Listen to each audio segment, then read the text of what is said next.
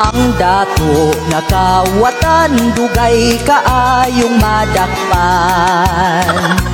Minilyon ang kinawat, tiruwa pagkipusasan. Abogado gibayaran para sila pipinsahan.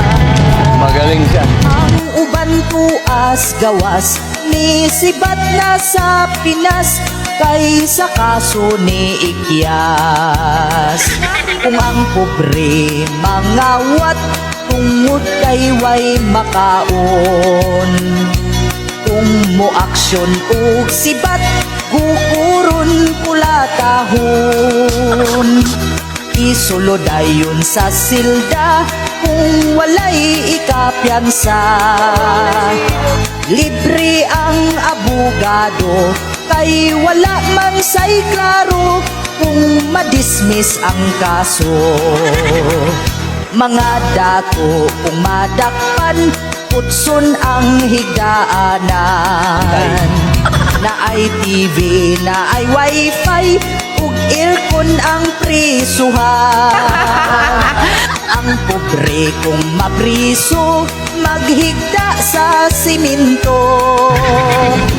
Mag-antos sa kahuot, way hangin alimuot, manimaho pang utot.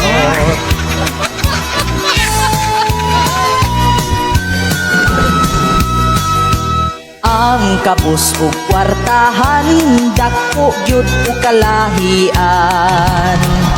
Mga dato bisagsadan, mga pobre way dag-anan. Galing mo! Kay wa may ikagasto, ibayad sa bugado. Ayos! Mo atras na lang in town, sa kaso di mo padayon, kay pildi man gihapon. Mga dato bisagsadan, ang uban gawas nun lang. Kay sila kwartahan man, daghan ug ikasarang. Mga pobre nga way nahut, sa ulo magpangutkot. Kay ang dagko nga kurakot, daghang kwarta ang gikuot, pero way pusas ang kamot. Ang dato nga kawatan, wala pa gayud nadakpan, sa gobyerno naglingkod lang.